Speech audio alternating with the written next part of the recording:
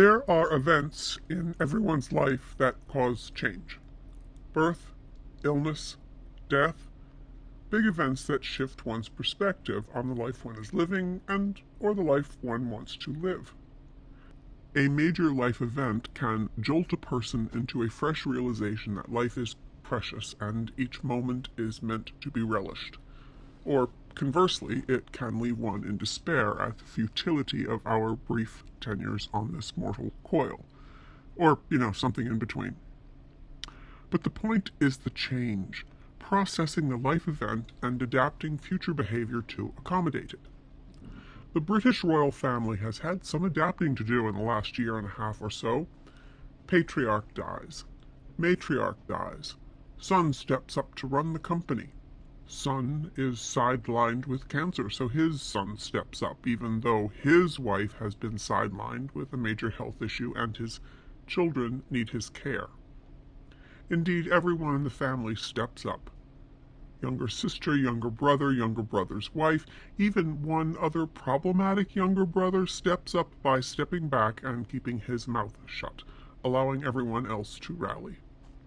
Adapting one's life and activities to support new circumstances is what we all do when we're hit with life-altering events. Or what most of us do. Because then you have the Sussexes in Montecito, and the reason they're increasingly irrelevant is they don't change. They don't change their behaviors to reflect new challenges, and they don't change their goals to align with objective reality. They don't change their understanding of outside events or even of themselves to account for new and updated information. For example, the beloved matriarch dies, and as part of, their grieving process, the Sussexes release a book that trashes her entire legacy. That alone should tell you all you need to know. But last week, in the midst of all of their family's health problems and the tap dancing the family has had to do on the world stage in response, the Sussexes debuted a glossy new website in which they attempted to aggressively gaslight who? Their readers? Their sugars? The whole world?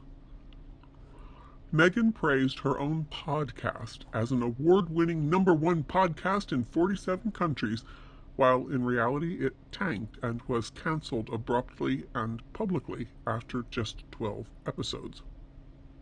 She describes her children's book as acclaimed when the New York Times pointed out its tortured rhyme and reason and joked, what she does in the last line of the book, contracting a loan into loan in order to get it to rhyme with home, should be illegal. Read the room, Harry and Meghan. Or failing the ability to do that, read the reviews. Of course, Harry and Meghan aren't the only ones not reading the reviews, not aware that so many people have their number.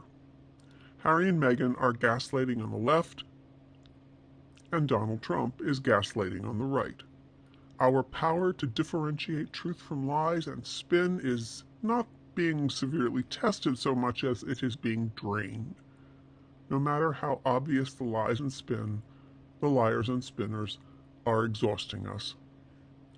Look, I don't know whether it's the tone deafness of the Sussex gestures, Harry alerting the press that he was rushing to intrude and insert himself at his father's side for 12 fucking minutes immediately after his cancer diagnosis, or the smallness of the gestures, spending those fucking 12 minutes with his father and then rushing away so he could appear on some tacky Vegas stage later that night, that offends me more. Or maybe it's just the launch of this glossy new website, word salading all sorts of imaginary accomplishments in the midst of genuine family trauma, and the pathetic lip service the Sussexes serve up, pretending that they're humanitarians and environmental campaigners and champions of human rights in a world that needs real heroes. The Sussexes are two people who have shown now through dozens of life-altering events that they are completely unable to be assets to either of their families. Who in his or her right mind would entertain the idea that either of them can be assets to the larger world, can reshape the world through business and philanthropy, as they so modestly claim, when they can't even step up and get their own house in order. As a last note to this post, I hope you like what we're doing here at the Authentig, where we are undergoing some changes too. Mostly, we're not going to be posting on our regular weekly schedule, and there are two reasons for that. First, we've got some other projects that are vying for attention, and we have to give it to them because, honestly, other projects have a wider audience. But also because, frankly, Meg and Harry are working on our last nerve. As we were preparing this post for edit, news broke that Meg has inked a new deal with a small audio company, Lemonada, to reissue her shitty podcast, Archetypes, and to create yet more assuredly tedious podcast content. We are about to be victims, I am resigned, to a renewed charm offensive from the Sussexes, some garden-fresh gobbledygook that will inevitably be offensive. I am too tired, and already bored by Meg and Harry's next vigorous stab at rehabilitating themselves. Oh, I'm sure they're going to pull a few stunts as they continue their journey down the sewer, and will feel compelled to comment. So, we're not signing off. Only, maybe the best thing any of us can do at this point is to stop giving them air, or at least take a refreshing breath for ourselves, give the Montecitans a pass while this latest rehab effort fails, and pick up reinvigorated to check on them again when they are making an even tighter circle around the drain. As always, if you appreciate what we're doing here at the Authentig, give this video a like, subscribe to the channel, and leave us a comment, and make the algorithm very happy in the process. Thank you for watching.